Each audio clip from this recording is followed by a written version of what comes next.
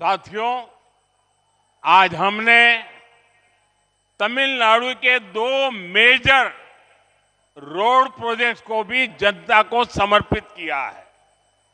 करीब 2500 करोड़ रुपीस से बनी ये रोड्स दो मेजर डेवलपमेंट एरिया को चेन्नई से जोड़ने जा रही है।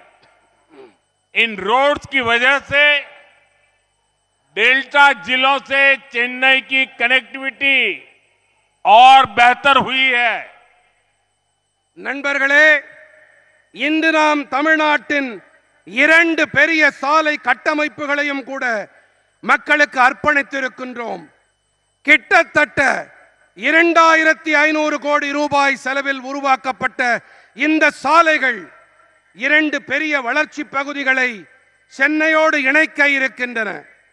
இந்த சாலைகள் டெல்டா மாவட்டங்களை சென்னையோடு சிறப்பாக இணைக்கும் பணியை ஆற்றும். साथियों, इन प्रोजेक्ट्स की मदद से तूतुकुड़ी पोर्ट की कनेक्टिविटी भी बहुत बेहतर हुई है। ये रोड्स इस पूरे इलाके के लिए ईज ऑफ लिविंग को भी बढ़ाएगी, साथ ही ट्रेड और एम्प्लॉयमेंट के नए रास्ते भी खोलेगी.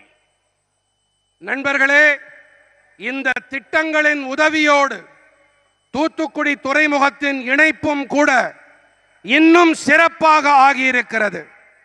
இந்த சாலைகள் இந்த மொத்த பகுதியின் வாழ்க்கையை சுலபமாக வாழும் தன்மையை மேலும் சிறப்படைய செய்யும். இது கூடவே வர்த்தகம், வேலை வாய்ப்புக்குமான புதிய பாதைகளும் திறக்கும். साथियों, हमारी सरकार देश की रेलवे को इंडस्ट्रियल ग्रोथ और आत्मनिर्भर भारत की लाइफलाइन मानती है। इसलिए बीते 11 इयर्स में देश के रेलवे इंफ्रास्ट्रक्चर ने मॉडर्नाइजेशन का नया दौर देखा है। तमिलनाडु रेलवे इंफ्रास्ट्रक्चर के मॉडर्नाइजेशन कैंपेन का एक प्रमुख सेंटर है. நண்பர்களே, நமது அரசாங்கம் தேசத்தின் ரயில்வே துறையை தொழில்துறை வளர்ச்சி மற்றும் தற்சார்பு பாரதத்தின் உயிர்நாடியாக கருதுகிறது.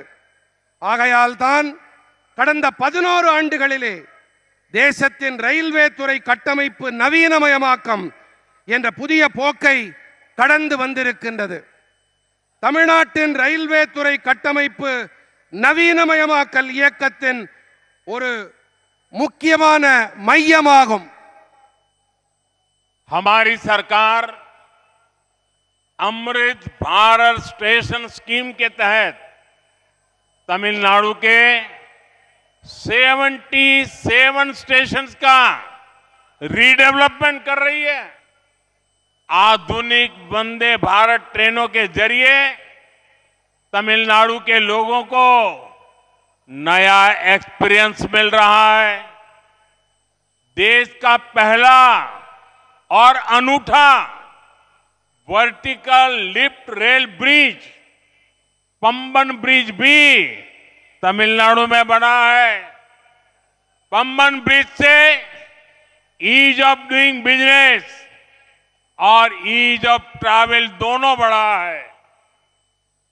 நமது அரசாங்கம் அமுத பாரத நிலையங்கள் திட்டத்தின்படி தமிழ்நாட்டின் 77 நிலையங்களின் மறுமேம்பாட்டை மேற்கொண்டு வருகின்றது.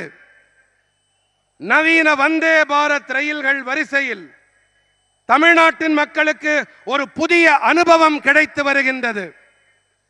தேசத்தின் முதல் மற்றும் தனித்தன்மை வாய்ந்த செங்குத்து தூக்கு ரயில் பாலமான பாம்பன் பாலமும் கூட தமிழ்நாட்டில் தான் உருவாக்கப்பட்டிருக்கின்றது. பாம்பன் பாலத்தால் வியாபாரம் செய்வதில் சுலபத்தன்மை மற்றும் பயணிப்பதில் சுலபத்தன்மை இரண்டுமே அதிகரித்திருக்கின்றது.